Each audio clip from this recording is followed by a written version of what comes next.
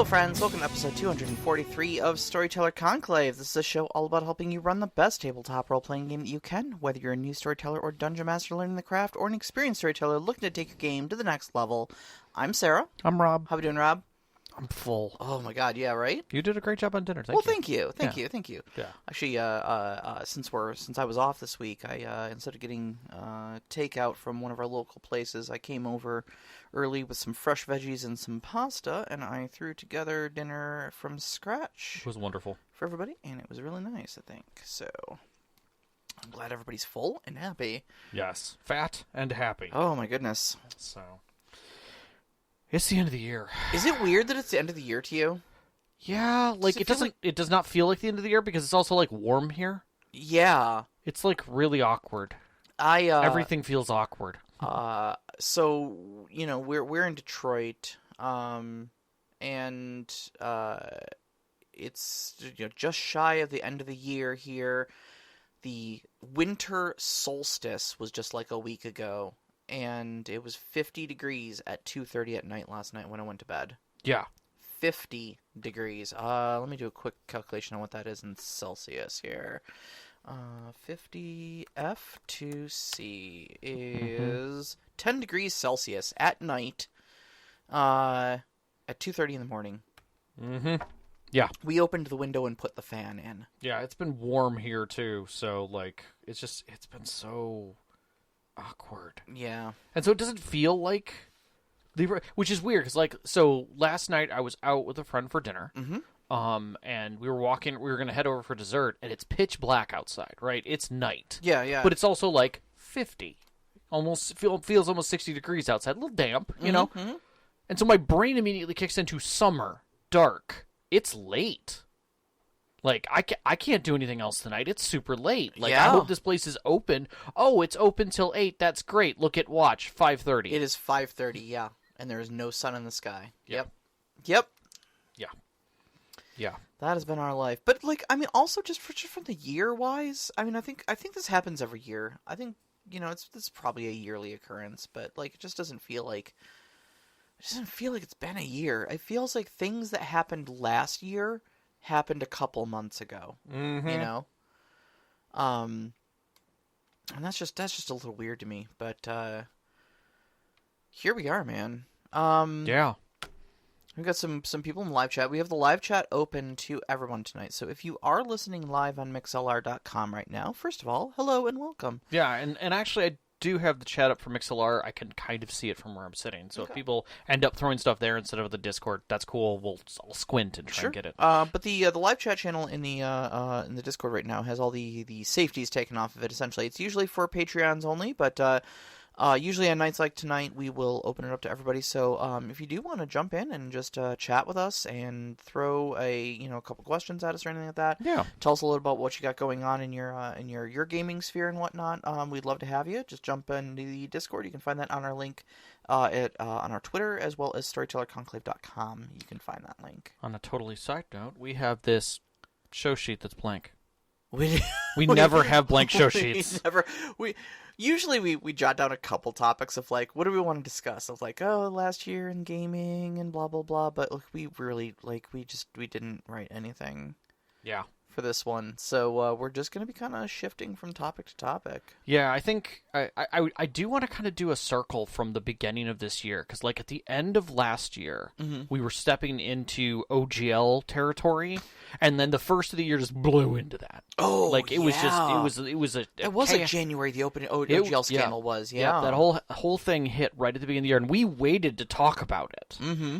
And now it feels like this has been the year of like Hasbro torching D&D, like, as a whole.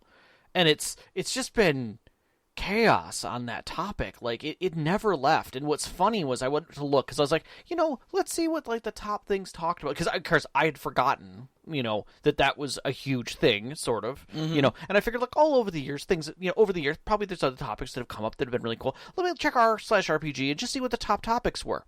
R/RPG's top 3 topics were all OGL related. Oh, yeah. Like, that was it. The top 7 were mostly OGL and Hasbro related at different times in the year. The flagship of the hobby was on fire.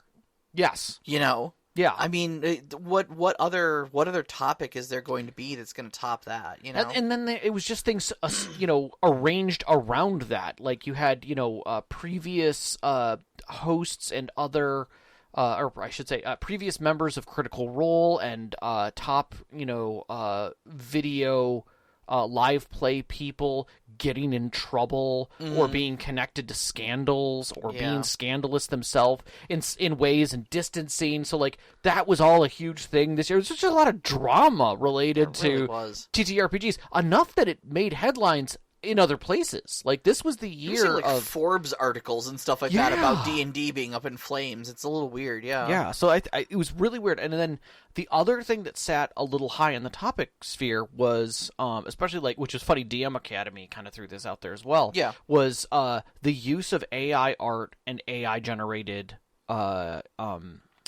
campaigns and such. Oh yeah, like that.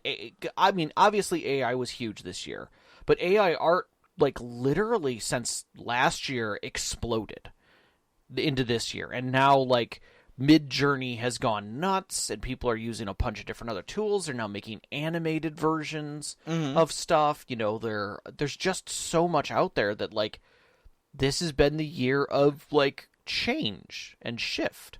Yeah.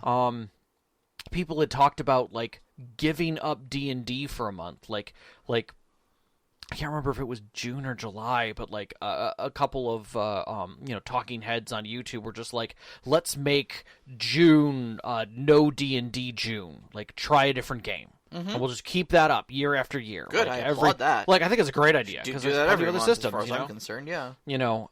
So I definitely see it as something that was pretty like ever present in this last year. So.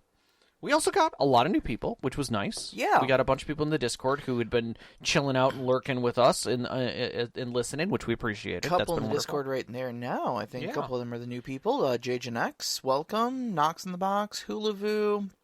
Would love seeing you guys as always. Heatsink is here. Ogden Me, hello, welcome. Thank you.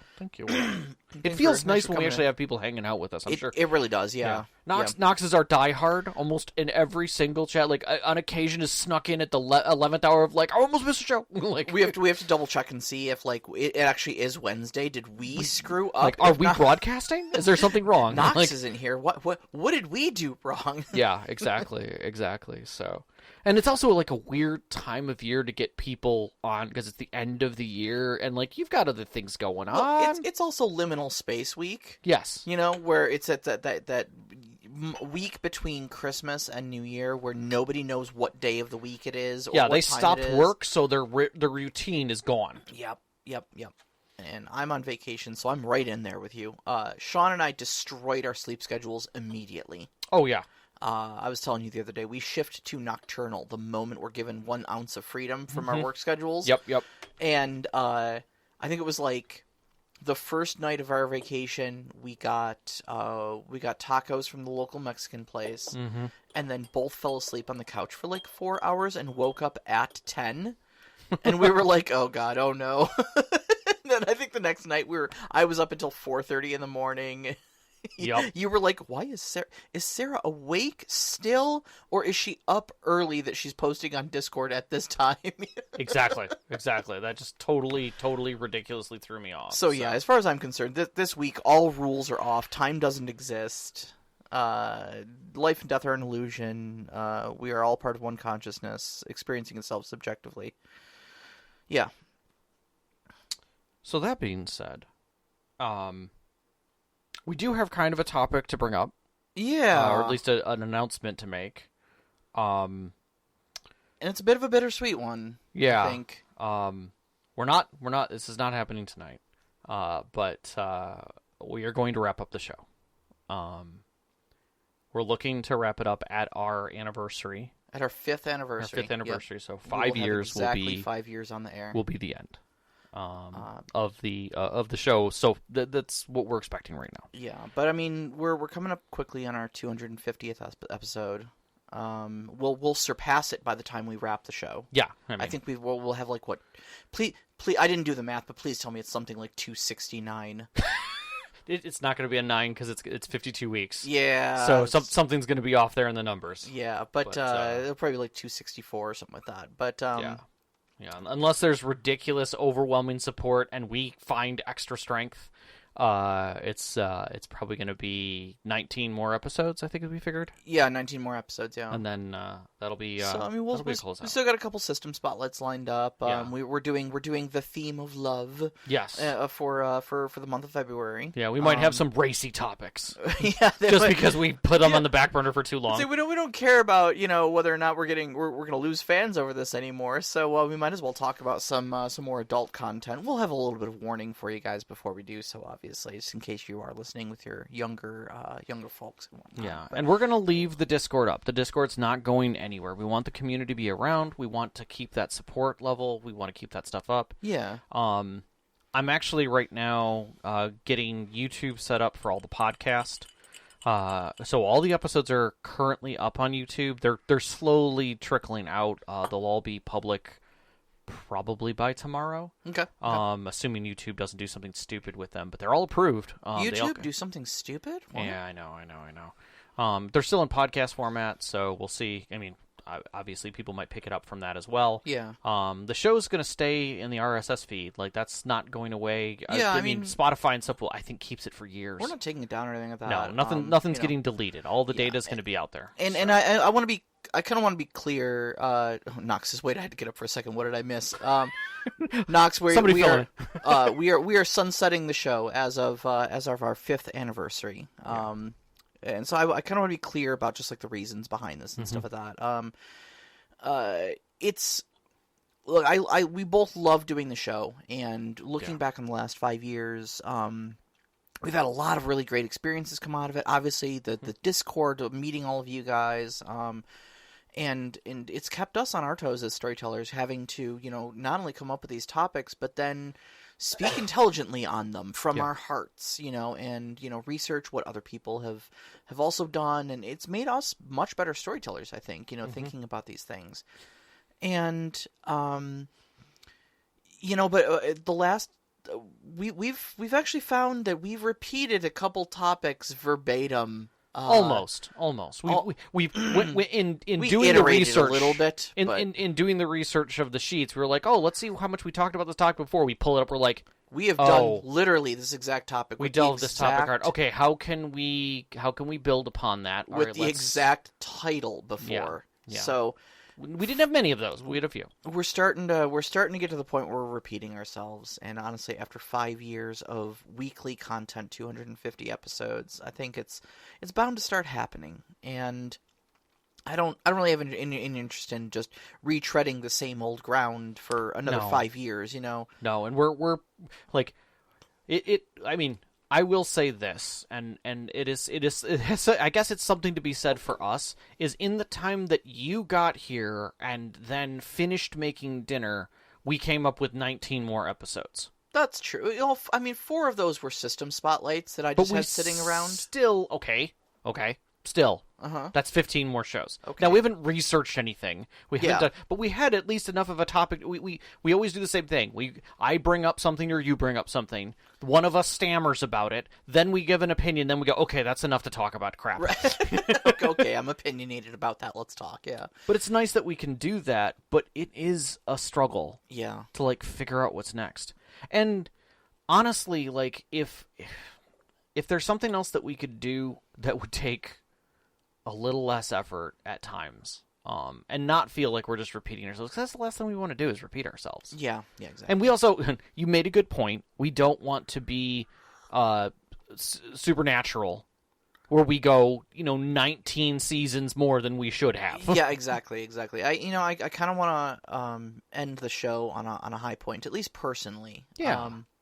I do enjoy doing the show, but I think more and more I'm finding myself kind of lacking the energy to get going about it, and feeling like writing the show sheet every week is a little more of a chore, and kind of I want to say goodbye to the show while I still remember it fondly, and not let it get to the point that I resent the show and look back on it poorly. Yeah, you that know? it drained us too much. Exactly. Yeah. And so now that I'm starting to feel those kind of like, we got to do the show instead of yay, we got to do the show. Yeah. I think it's probably it's a good time. It's a 5-year mark. We can't say that we didn't give it a good try, you know? True. I mean, one of our big goals, and it sounds stupid to say this, but like we were trying to figure out what our goals were, whether they were like people counts or anything like that, and it really came down to like, hey, can we be recognized by the community? Like, will somebody talk about us in the community at large? Mm-hmm. And after 5 years in all these episodes, not really. Not really. Like, I don't think we've made any kind of headway in that whatsoever. Yeah. And it's disappointing. Yeah. It's a little disappointing. And we know that the biggest problem probably is the fact that it's a podcast, audio only, which and not a YouTube thing. if we were video on YouTube, we would probably have some kind of viral thing that we could do. Yeah, exactly. And we'd have a different level of following, especially after the number of episodes that we have. But we're not. Right. We're not doing live plays. We're not named people. We're never going to get invited to a castle to run a game. Neither of us are conventionally attractive Instagram influencers who's decided to take up the hobby, you know, Correct. et cetera, et cetera. Previous actors, who Right. have money and time to build a whole set, and Exactly. friends who have production studios, Yeah. So, honestly, I don't know that there was a lot of room for us in the in the space. But what we did accomplish though was we have a really great tight-knit community Supportive a community. really supportive I community. love that. I love every single person who's on our Discord.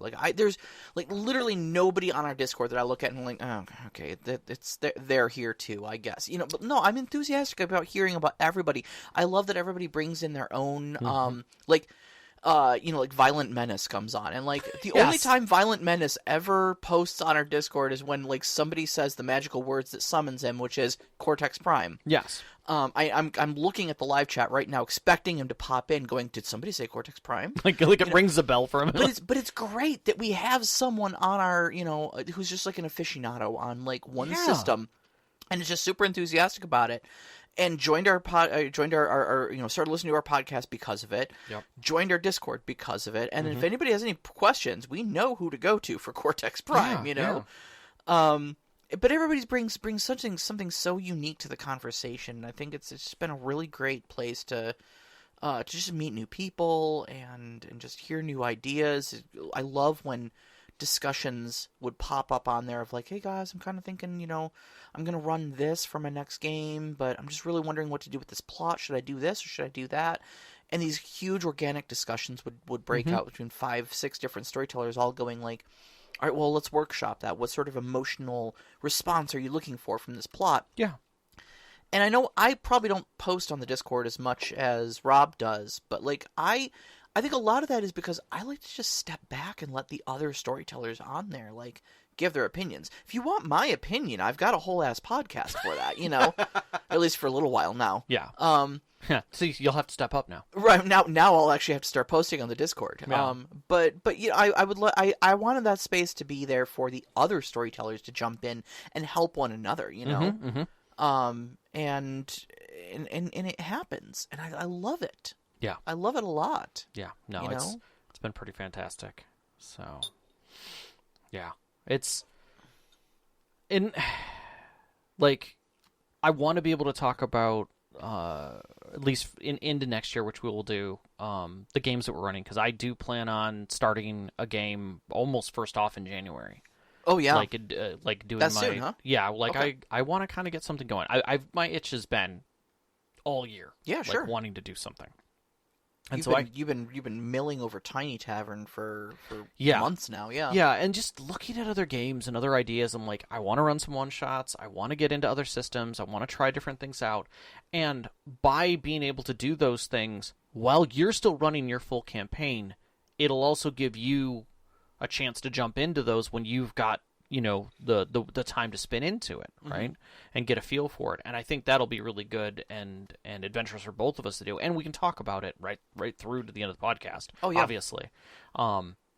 But I want to share that especially with our community, to make sure that like they get to experience and enjoy that. And I'm trying to figure out ways that I can, that once the podcast is done, it doesn't mean that we're done gaming by any means. We'll probably end up, I'm not going to say we're going to be doing more, but like it definitely opens up some cycles for us to be able to do a bit more than we were doing before. And it might open up something for me to do some like online. I might open it up in the channel and just run one shots in the Discord. Oh yeah, grab people from our community. Absolutely, I think that would be great. Yeah, and that way people can, and I can run it at weird times too. Like, 'cause, hey, I have a Wednesday night now. Right? Yeah, exactly. Your Wednesday night's perfectly free. So So I might open that stuff up to try some new ideas that I have, and let our community experience some of our gameplay as well, because I think that'll be a lot of fun. Because I love the community we've built, and I want to keep it. I think that would be great, actually. Like, kind of put our money where our mouth is, and run some games for our great community members who were like, listened to us talk for 250 shows about what great storytellers we are, and then they're gonna shit on us. They're gonna be like, "This is how you're." That's it. This is the hype. You guys had a whole ass show about this, and that's what you offer us. I expected Emerald Lagasse, and I got Burger King. Like, what is this? Yep. That's what's gonna happen. It's definitely, we're gonna choke. It'll be terrible. Oversell and underperform, man. Yeah, that's gonna create a whole new level of stress for us. Yeah. So I gotta say, I being perfectly honest, I gotta say too, like, and you're gearing up for your game too. I've been wondering why I've been eyeballing side games for a while, and it's definitely because I'm feeling a little burnt on my own game. No, and rightly so. It's been going forever. It's been going for a while, and it's only 2/3 done. So I'm trying to find ways of like making the last part of the plot more succinct. I kind of wanted this like to be the big like globe trotting like I think Sean had expectations that it was going to be much more open world than it is. Yeah. And so I feel like I wanted to, at least give him a little taste of that, but I'm not sure how much I'm going to be able to deliver on that. You can't. And give any sort of a succinct, I don't want this game to run for 20 years. Right now, as it stands, if you make alterations, do not make alterations as you've been doing and talking about, and cut some of the stuff to in media res. For us moving into certain things, we're going to be running this for a very long time. It might be like a year or more. Even succinctly, it might run another 2 years. Just which you're not going to handle. I don't want to do. No, you're not going to handle that well. Yeah, and you don't want to end it before it's done. Yeah, well, exactly. No, I know I'm not gonna end it before it's done. It's just, am I gonna hate it before I end it? Is the thing. Remember how I felt about it? Yeah, exactly. So yeah, and then take a break. Like, do something completely else. Yeah. But then I think I've got Star Trek on the side burner. Keep it short. That's the only thing I'm gonna suggest for you. No. I am. Okay. I think we talked about it a little bit when we did the Star Trek system spotlight. Is they've got all those great things online of all those little module packs and stuff like that. I just can grab one of those. All right. Why make it difficult on myself? True. Hey, look, we got even the Mad Elf. The Mad Elf is here. Feels like he missed something important. You did. You did a little bit. The Discord will fill you in, so we don't have to do it a third time. Yes. So, question for those who are here: Do you guys want surprises? Because I have some that I could do giveaways on, or we have 19 topics that we now know about. And we never talk about our future topics. We've never done that. Oh, okay. Do you want to spill a little tea? We could spill some tea if you guys want to hear what some of the topic ideas for our last 19 episodes are. talk to us in the live chat here. What are you feeling? What do you want? Because and also, I mean, we could do some great like question and answer sessions too. Like, if you just throw some weird off the wall questions at us, even if it's like a paragraph long of like, here's what's going on in my game. What do I do with this? Honestly, would love that kind of stuff too. Yeah, exactly. So let us know what would interest you, and in the meantime, that's actually kind of a show like idea that I've always wanted to do, is just like the whole like Q&A session of like even just live, but like it never seemed like we were able to pull enough interest to do an entire show out of it. Well, and that's the thing is one of the things that we had actually talked about doing possibly, but it's hard to figure out the scheduling for it, is grabbing someone from the community who's having an issue and chatting with them. Oh, yeah, yeah, And yeah, just doing the whole circle right there with them. So I think I think it would be a fun thing to do, but it's hard to schedule those things because they need it sometimes faster than our show is going to present. So Right, right. So while we're waiting for some commentary to come back in the live show chat, since I know we have a delay, we're looking at doing still 4 more system spotlights, so that we fill out our year.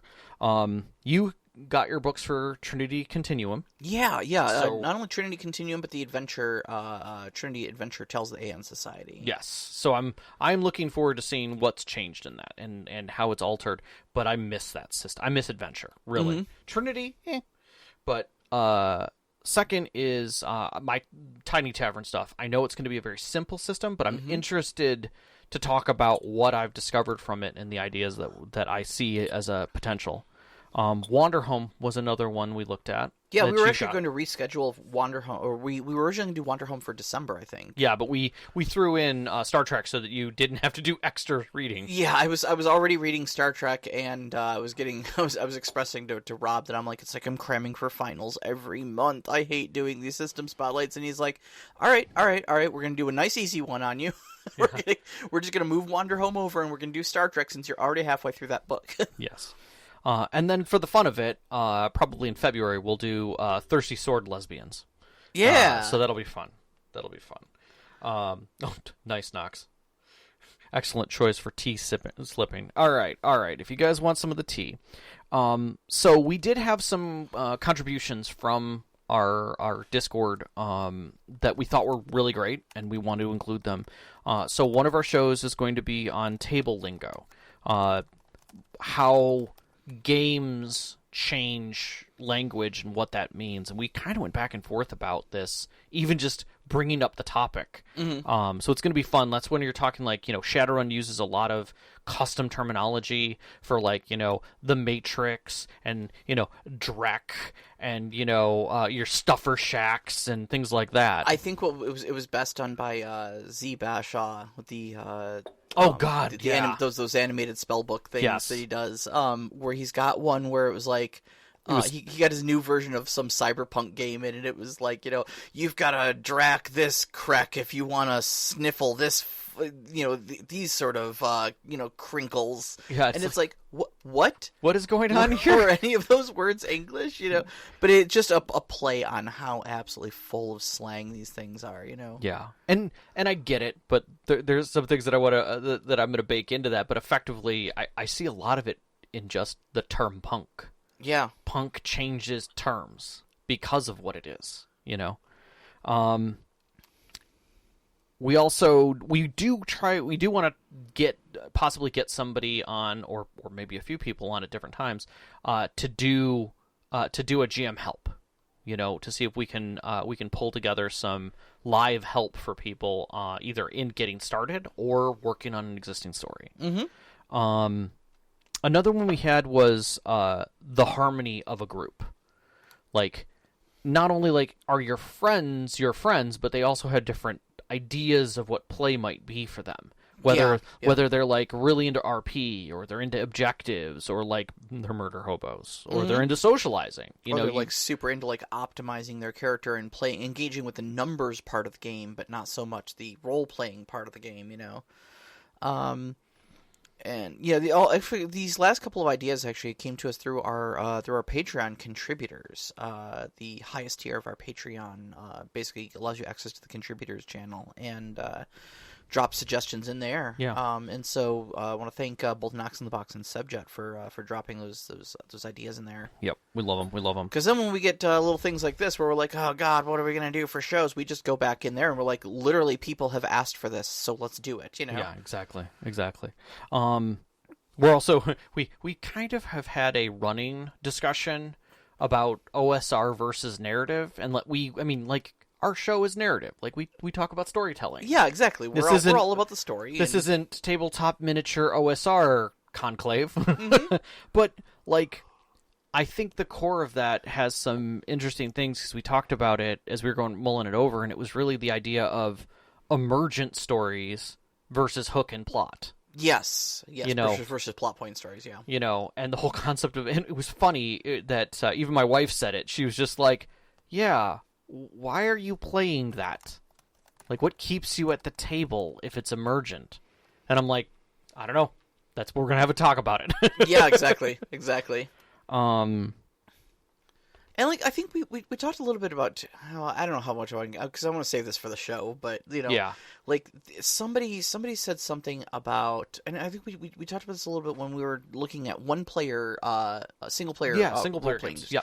is that when you've got like everything being determined by a dice chart, all your reactions and whatnot. I think somebody recently on the Discord was talking about this. One player I don't games. remember. Anyways, keep going. So I saw some recent discussion about it. Anyways, about using some sort of randomized charts and stuff like that to essentially simulate a storyteller. Mm-hmm. But oh no, I know what it was. It was talking about running NPCs in combat, right? And I think maybe it was on r/RPG on Reddit. But they were talking about using some sort of a system to simulate decision-making processes. Yes. Was this on the Discord or was it on r/RPG? Because if it's on the Discord, I apologize if it was on the Discord and I am just forgetting who you were that you said it. No, it was on the Discord. We were talking. It was in game system design. We were talking about. I can't remember who brought it up, but yeah, we did have a discussion about it in the Discord where we were talking about hex patterning.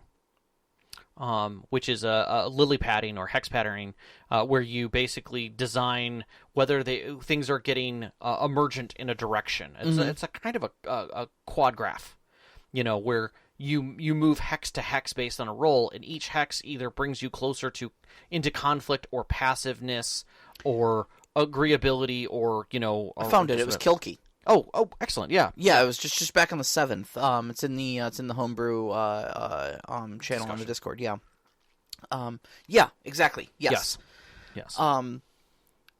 But I feel like a lot of like OSR, make the dice should decide the outcome and stuff like that. A lot of it is just like that. It's like what weather is today? What is the random encounter you're running into today? What's around this next corner today? What does the shopkeeper have in stock? It's all just die rolls on random tables because you let the dice decide. You don't come to the table with a plot. Right. I think the idea of when you step away from OSRs, when you step away from, I can see where I want to go, it is random from here to there. Mm-hmm. And then something happens there. But between here and there is emergent. Yeah. But that's not OSR at that point. Mm-hmm. It's OSR and an adventure, a written adventure, which is story. That kind of feels like it feels like Hades. The role play, the video game by Supergiant, where you've got randomized rooms with randomized enemies in them, but the boss is always the same. And then you move on to the next zone, and it's a bunch of random rooms, and then the same boss. Correct. Yeah. Yeah, I could see that. Well, sometimes the same boss. Trash God. Oh, hi, Electo. Murderer. Worst one to come across. Like, do you say anything else? Oh, Tisiphone? I love Tisiphone. I want to give her a hug. I don't. I want to give her a hug. So I want to do something entirely different with Megara. True. Very true. But her voice does things to me. Her voice is fantastic. The voice acting is fantastic in that game. No matter so where good. you go in that game. It's so good. So my brain was going to go in a direction. You were not born bisexual. You play Supergiant. You play Hades by Supergiant, and you are made bisexual. Or, I mean, every generation has their thing. Yeah. Like, we started out with The Mummy. I watched The Mummy at a formative age, and that's why I am the way I am. You get to accept certain things about yourself. That's all it is. That's exactly. all it is. So, okay. So, that being said... Do we have any more show ideas there? We do have some more that we could talk about.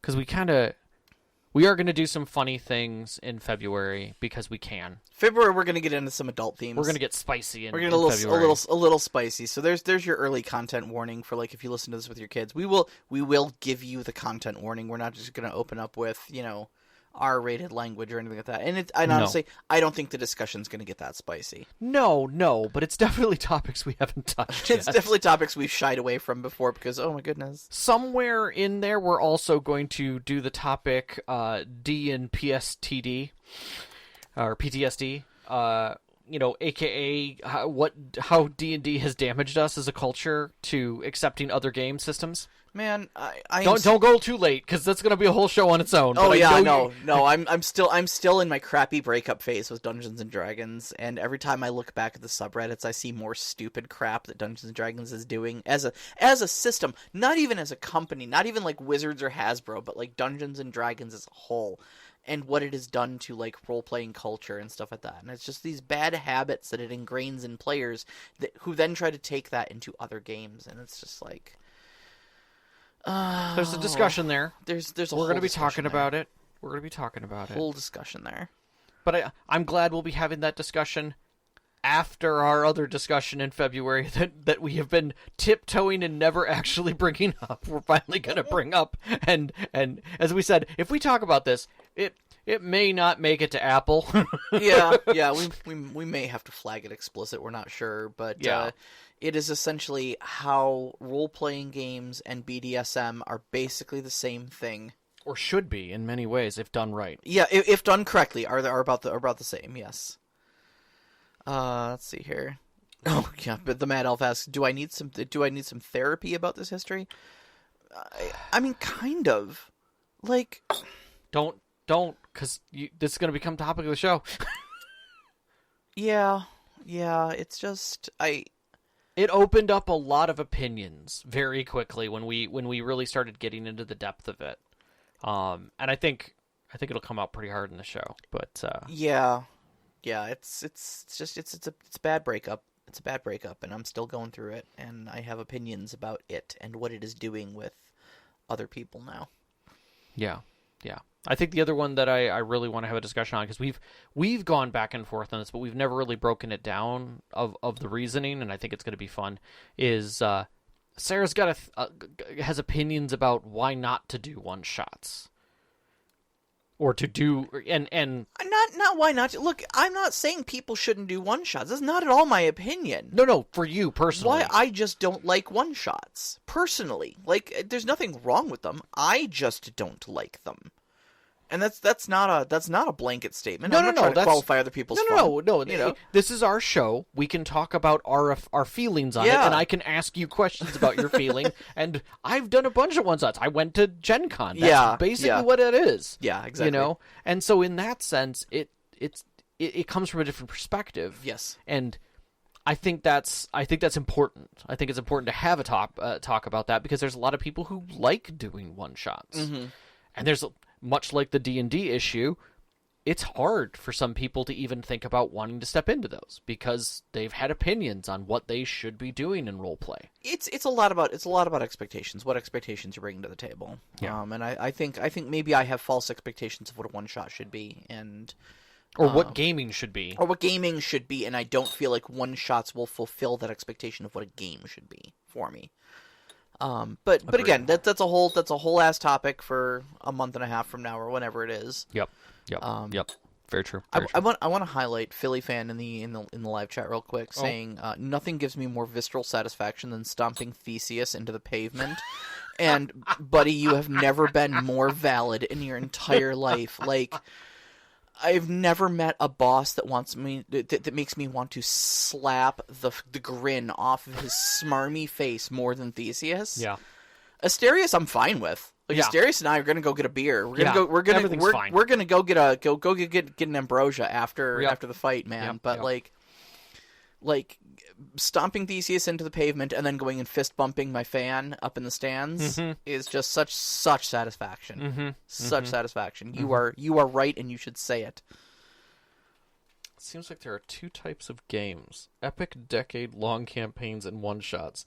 No one talks about short-run campaigns. I agree. Hulavu, you... Oh, I agree. Speaking of people who are valid and should say what they are saying louder for the people in back. I agree. There should be more short series things. Like, I can't talk... That's exactly what we're aiming trying to do. Yeah, like, it's what I want to do. Current game... Well, my game is done. Your game has already ended, you know. Define a short run campaign. Ogden me, you... Yeah, I know, buddy. No, that's fair. That's fair. That's a whole topic on itself.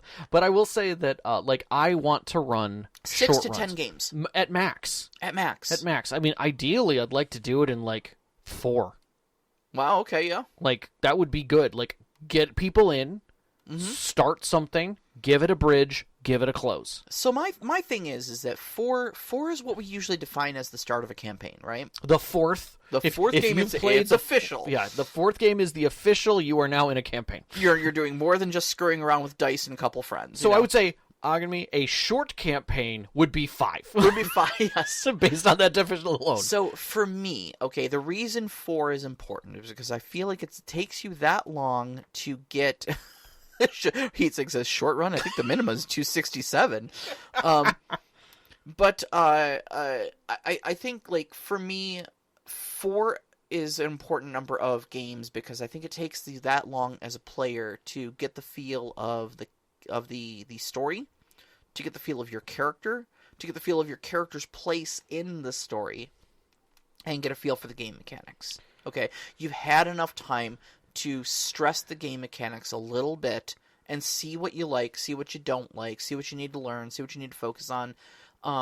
We oftentimes in our games are offering free respecs at 4th episode. Sure. Of you've played with your character long enough to know that you've never touched that one skill over there. Do you want to dump those points into something else? Right. No questions asked. Just remake your character. Yep. To something you're going to be happy with, but now it's final, and we're going to move into the real story, So I feel like a short campaign can't be 4 because you're just getting your land legs by then, See, and for me, when someone says campaign, what that tells me is that you're not handing them a focused character group. That already know what they're doing.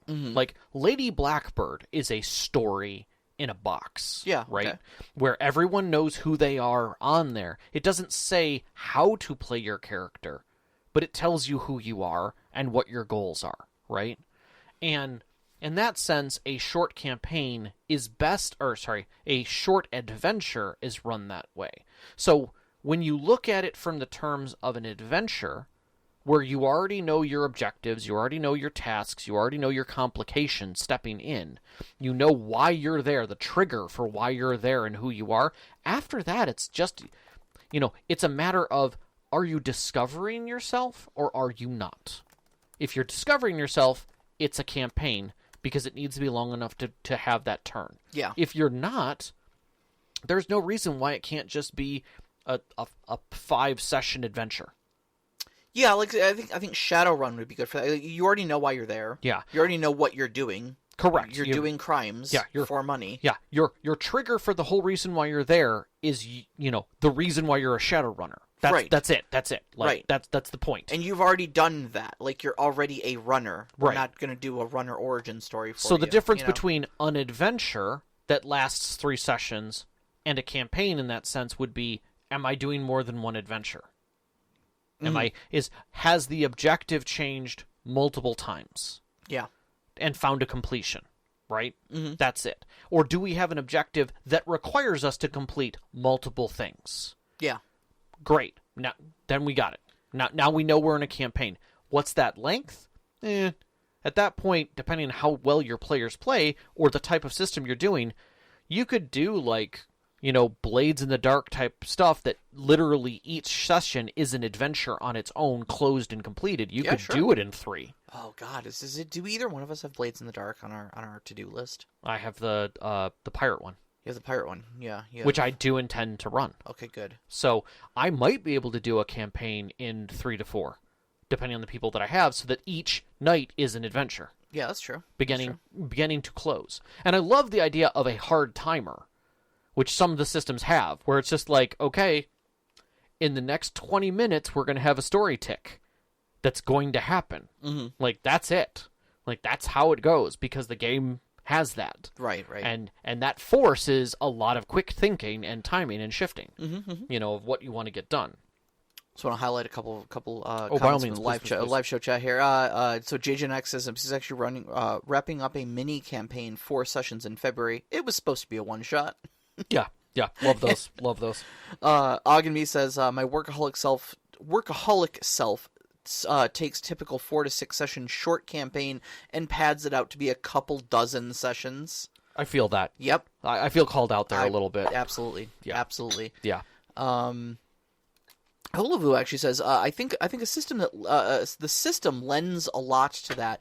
If your character can advance 20 levels, isn't it assumed that you'd play that many? Yeah. Yes and no. I think like the 20.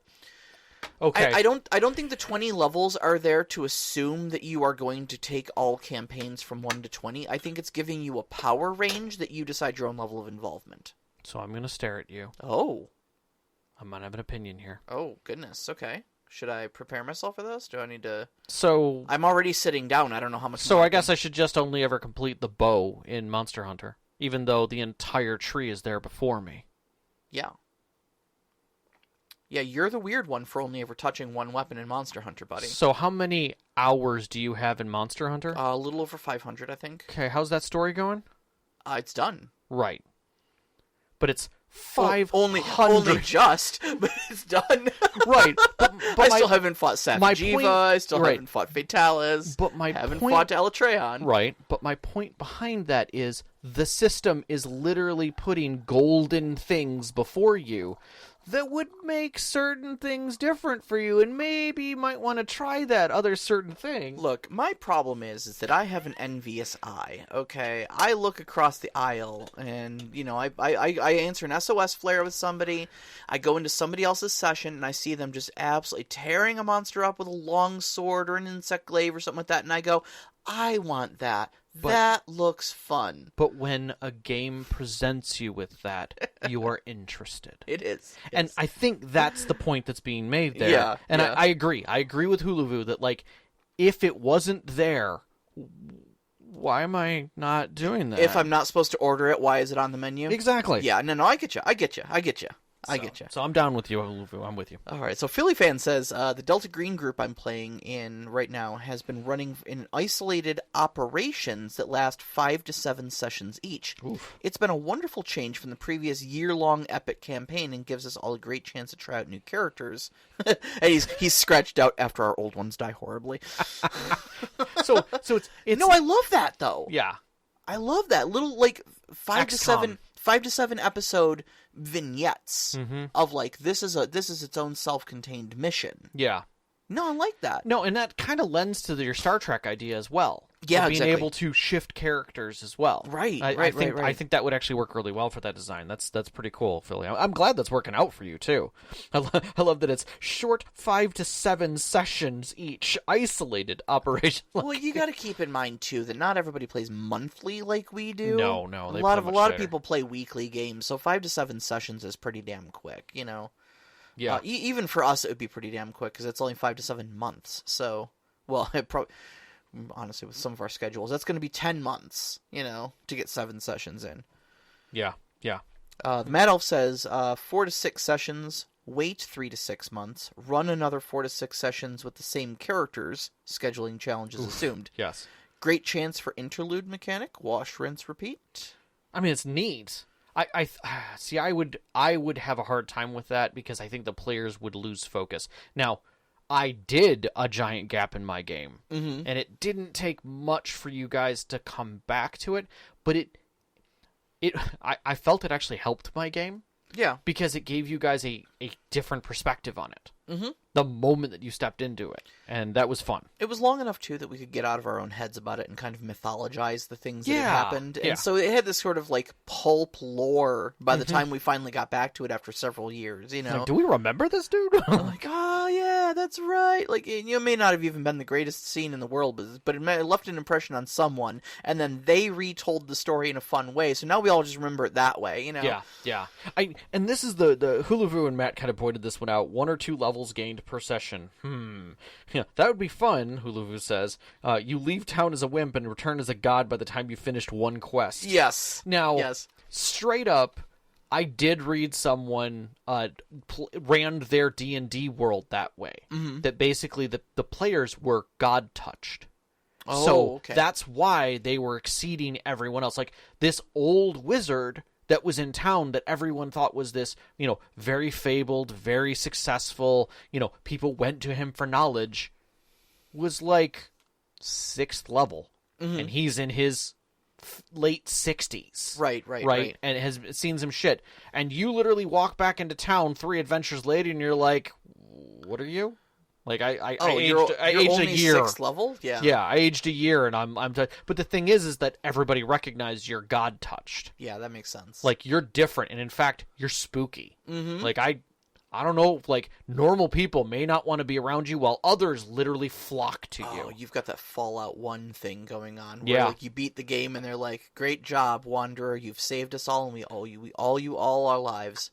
And that's why you can't stay. Yep. You will destroy our society if someone of your legendary status is allowed to stay here. Yeah, like... I have to kick you out. Yeah, no, like, the 6 of you could decimate our home after a bar fight. Right, and if you have even the hint of an enemy, someone who could be on parity with you, you will bring that trouble to our town. Exactly.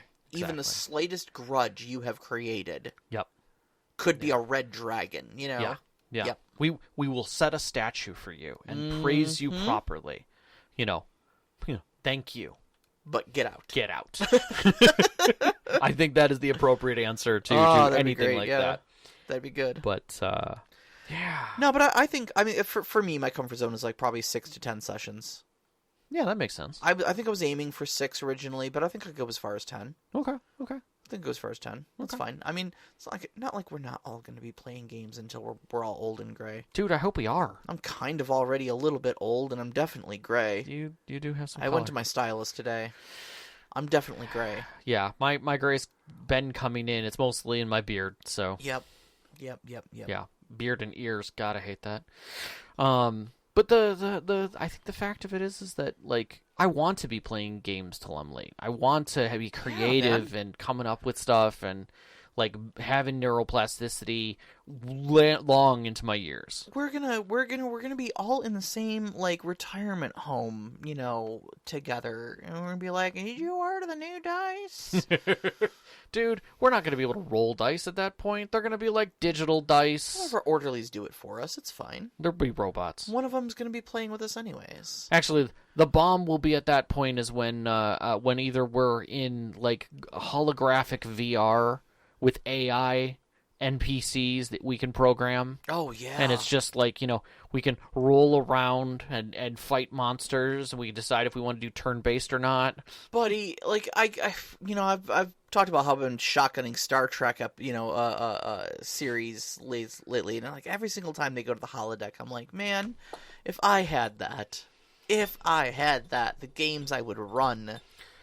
First off, we're not going to get it. I know. Probably not in our lifetime. I know. I wish we could get it in our lifetime, but the first thing that's going to happen is somebody's going to say the dumb thing, which is, "Oh, holodecks rot people's brains. They'll never work again." It'll be the same story they said about video games. It's just going to be the same thing. And cell phones and television and books. And look, it did rot our brains. Look at where we are now. Og and me's like, at the old and gray comment, I had to check and make sure I didn't have my camera on. Matt Ulf's like, until. That's in the rearview mirror. Nox is like, started graying at 24. Lots of gray now. Yeah. First off, Hulavu, you are not wrong. We do need to crowdfund RPG retirement communities. I 100% accept that. Oh my god, yeah. Like, I had, like, Vicky and I have talked about this a lot, that realistically, I think it's a great idea. I think that the retirement communities that we currently have are an evolution of the terrible ones from the 80s. Sure. They're better. They're basically cruise ships on land, and why not? Like, that just makes sense. If you can make a cruise ship work, at the price that you do, and everyone's happy on it, do it on land. Yeah. Whatever. That's like old people can still, enjoy every one of those amenities, taking care of them every day. Make it work. Like Exactly. just stop being weird about it. And that's the other thing is the all inclusive resorts. Same thing. Mm-hmm. Like why not have an all inclusive resort that's gaming related? Mm-hmm. Like they try to do that kind of stuff. The gaming what was it? Like Disneyland out in Utah. Oh, like wow. there is one out there. It is running. It is doing its thing. It's basically a year-round Renaissance festival with live character kind of stuff going on and little quests you can do and like actors. Like everybody's an actor. Everybody's doing stuff, but there's all kinds of stuff going on there. It's not Disneyland by any means, but it is good. It is still good, but it's one place and, pricey to get into, but people freaking love it who go there. Yeah. I wouldn't mind seeing more of that, but I honestly wouldn't mind seeing our retirement be an evolution of the current homes where basically, like, it is active. It is mentally stimulating. We are doing gaming and things like that. We're seeing it in aspects of it, like the what was it? There was like a Golden Oldies Twitch team that was playing Counter-Strike. Oh wow, yeah. And they were doing fine. Yeah, like, they're good at their shit, But like our current esports people, that like our generation kind of started in the esports. Like we're getting old. Like they all retired but they're still playing games. Yeah, man. There's a reason I stopped. Like a couple different reasons I stopped playing Dota, and like that was one of them, man.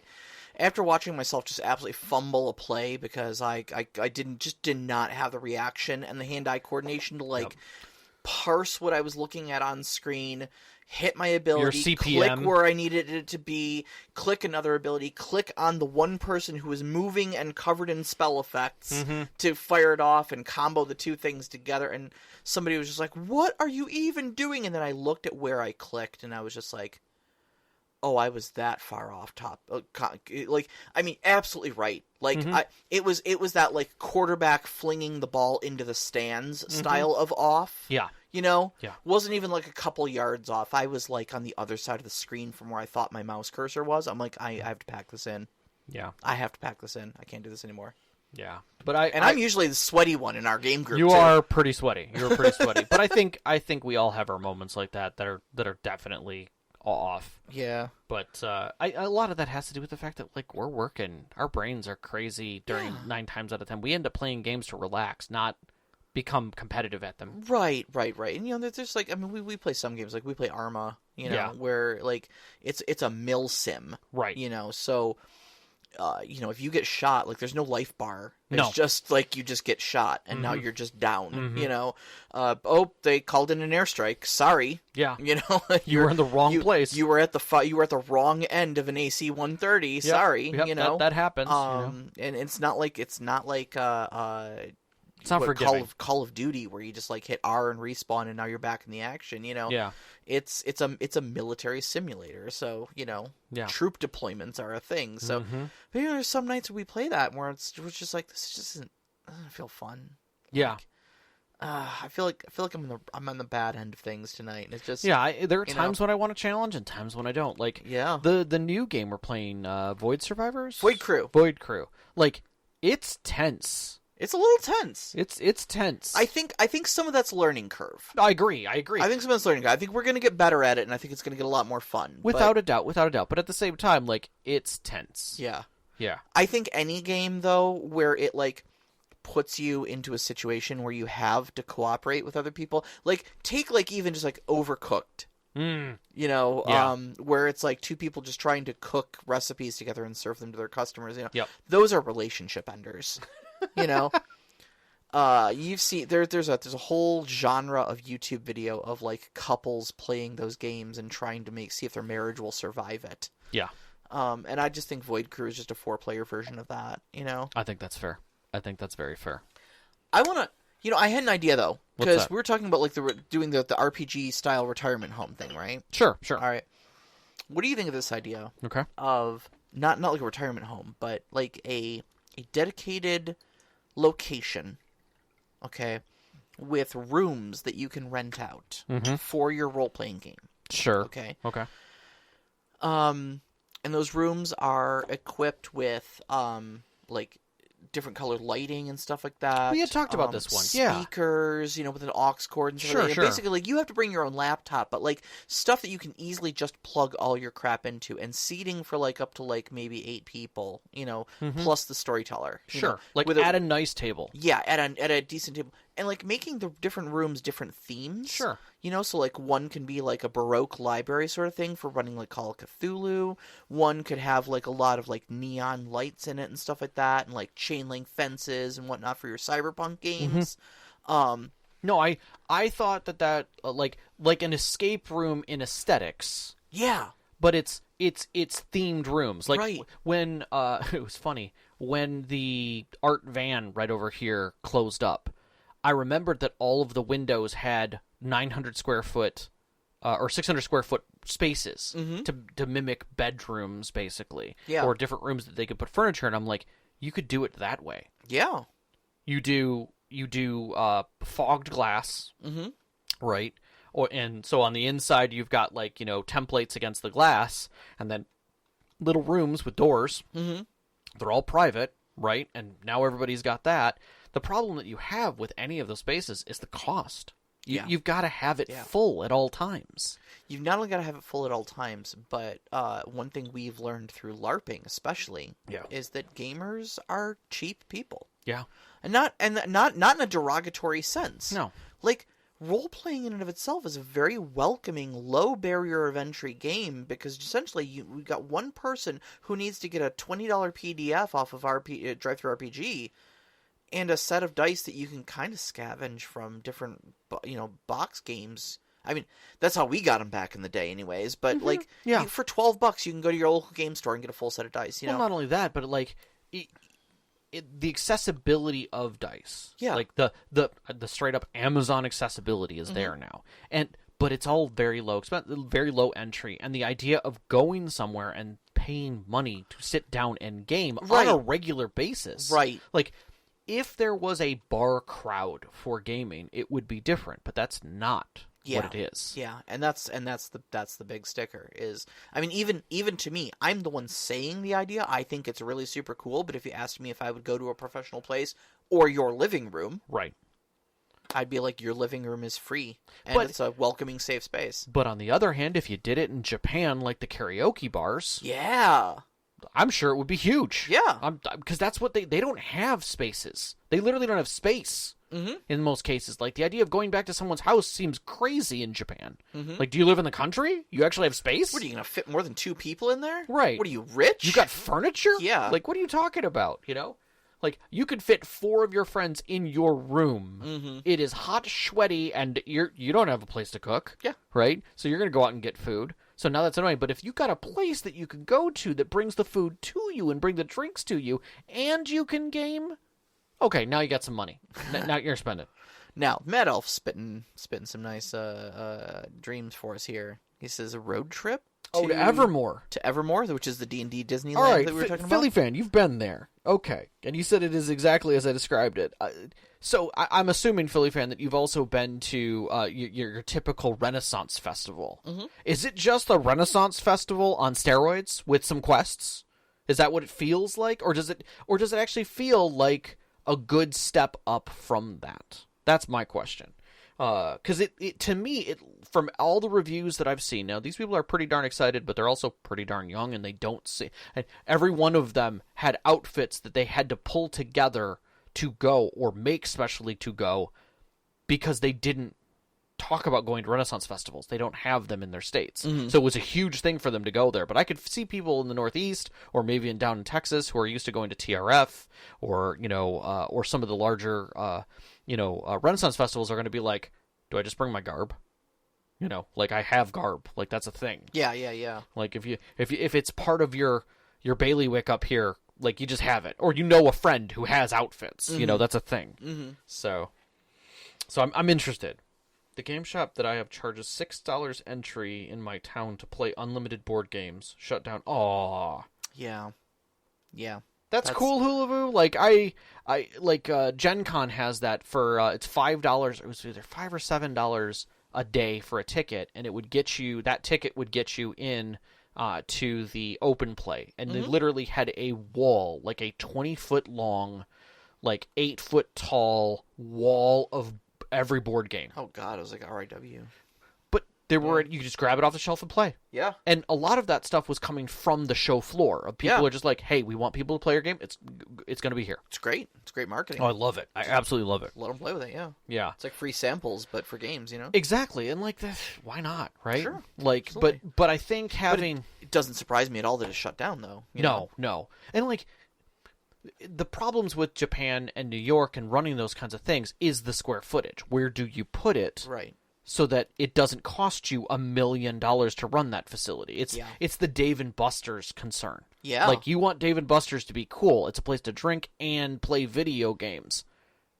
That's expensive to run on a Wednesday during the day. Yes, it is. Like, you shut it down? Okay, well, you still have to pay for the square footage underneath you. Yep. So it has to be in a place that square footage is cheap, Yep. which is not where the people are. Right. Right. And that's always the root problem. Is Dave that and Buster's still around? yeah, oh yeah, there's still Dave and Buster's out there. At least I think there are. So There's one. I think there was one up by my parents. I just haven't been up there in a long time. So. yeah, there's one up at there's one actually out this way as well. We've got one at just off of 275, yeah, right? yeah. I wasn't sure if that one was still there or not. I haven't been up that stretch of 275 in a while. So I think Philly fans writing me a novel. I love it. oh right.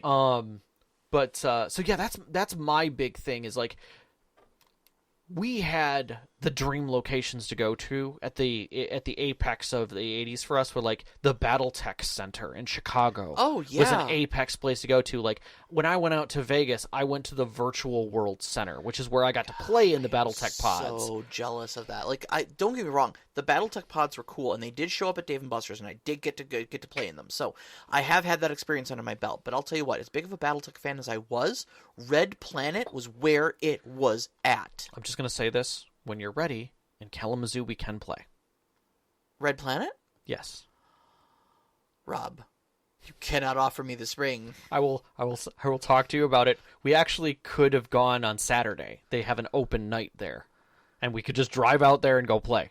Instead of a co-pilot, you would have a queen. All right, Philly fan says it kind of feels like a half step between the two. Okay, between a Renaissance festival and something more. There were folks there in t-shirts and jeans mingling with people in full garb. The actors were really nailed it in terms of the quests, factions, etc. But there was still people staying out of character to do things like run gift shops, concession stands. Okay. That right. I dig it. Okay. I feel like that is the point where it's like you're at a Renaissance festival. You're not at a park. Right? Yeah. The moment that you walk in the door, you should feel like you're always there as a character, right?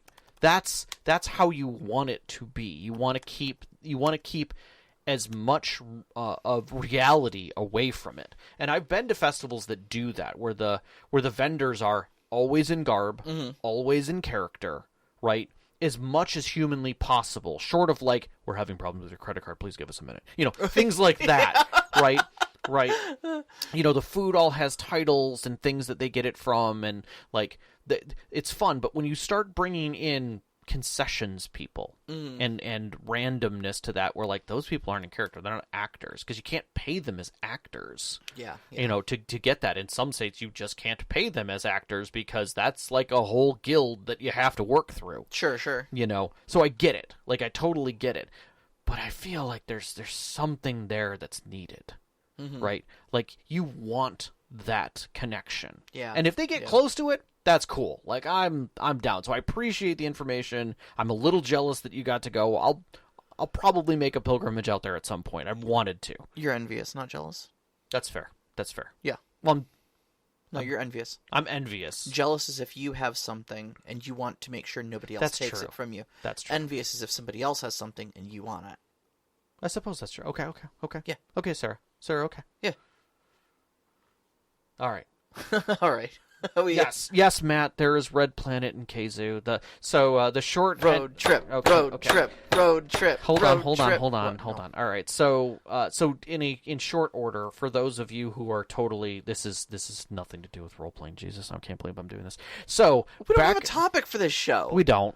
So It had nothing to do with role play. Wait, We're off topic. Oh God. way back in the day, BattleTech as a group partnered with a company that ended up making basically a video game that you could play that was in where you sat down inside of a enclosed pod that had controls and monitors and like radar and stuff, and you played BattleTech.